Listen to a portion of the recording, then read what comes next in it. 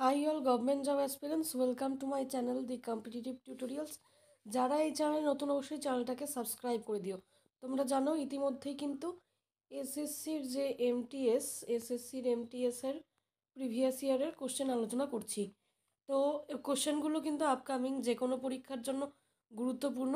তো আজকে যেই জিনিসটা নিয়ে তোমাদের আলোচনা করছি সেটা হচ্ছে সাজেস্টিভ যে ডাব্লিউবিপির প্র্যাকটিস সেট বেরিয়েছে তার ভিডিও নিয়ে, অর্থাৎ রিভিউ ভিডিও তোমরা বলতে পারো।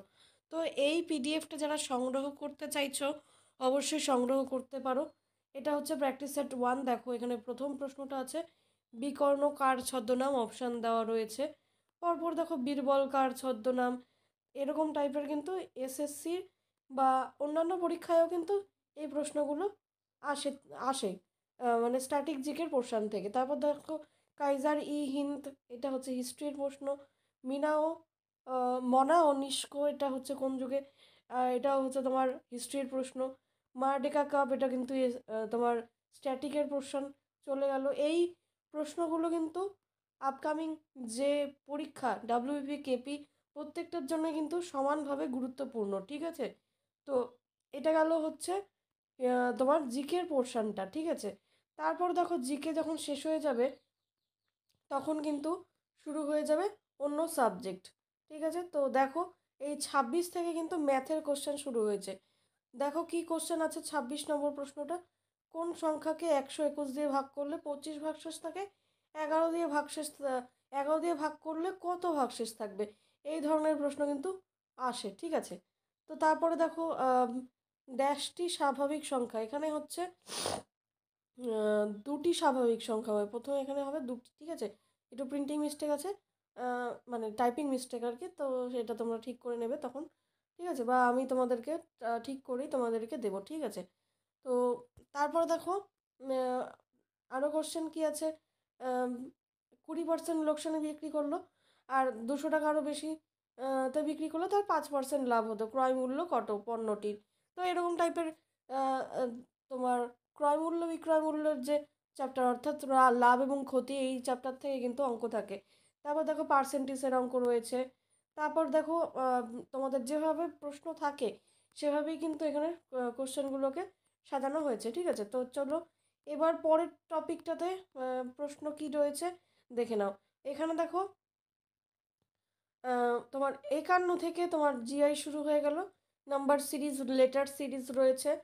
তারপর রয়েছে দেখো এখানে সিটিং অ্যারেঞ্জমেন্ট। তারপর আছে দেখো এখানে একটা চিত্র দেওয়া আছে, তার কোনটার মধ্যে এই চিত্রটা দেখতে পাওয়া যাচ্ছে, তো সেরকম টাইপের প্রশ্ন থাকে। তারপর আছে দেখো চিহ্নটা অদল বদল করার একটা। তারপরে আছে দেখো আবার সিরিজের থেকে একটা। তারপরে রয়েছে দেখো কোনটার কি চিহ্ন বসবে সাংকেতিক ভাষায়, সেরকম একটা প্রশ্ন আছে, যে ভাওয়েলের কোড কি হবে, কোডিং ডিকোডিং তোমরা এটাকে বলতে পারো। তারপরে দেখো কি রয়েছে, বিবৃতি, ঠিক আছে, বিবৃতি তার যে সিদ্ধান্ত সেটা। তারপর আছে দেখো এখানে তোমার এটাকে কি বলবো, ব্লাড রিলেশন, ঠিক আছে, ব্লাড রিলেশন, এগুলোর থেকে কিন্তু কোশ্চেন আসে, ঠিক আছে। তো তোমরা অবশ্যই পিডিএফটা সংগ্রহ করতে পারো। তোমাদের একটা সেট আমি তোমাদেরকে দেখিয়ে দিলাম, ঠিক আছে। তো তারপরে দেখো কি কি প্রশ্ন আছে আরও। তো শেষে দেখো ইংলিশ আছে, ঠিক আছে। এ দেখো ইংলিশে শুরু হচ্ছে। তো 4টা অপশানের মধ্যে কোনটা কারেক্ট হবে তোমরা ভিডিও পজ করে দেখে নিতে পারো যে কি কি কোশ্চেন আছে এখানে।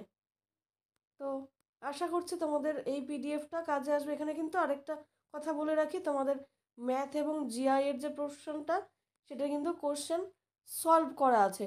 ম্যাথ আর জিআই এর কোশ্চেন কিন্তু সলভ করা আছে, তোমরা মিলিয়ে নিতে পারবে, ঠিক আছে।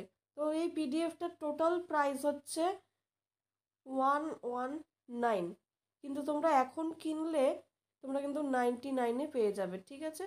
সলভ করা পিডিএফ, এখানে ম্যাথ জিআইটা, আর বাদবাকিটার মধ্যে অ্যান্সারগুলো কিন্তু তোমাদের বলা থাকবে, ঠিক আছে। তো আশা করছি তোমাদের এই পিডিএফটা কাজে আসবে, সংগ্রহ করে নাও, অবশ্যই প্রস্তুতি শুরু করে দাও।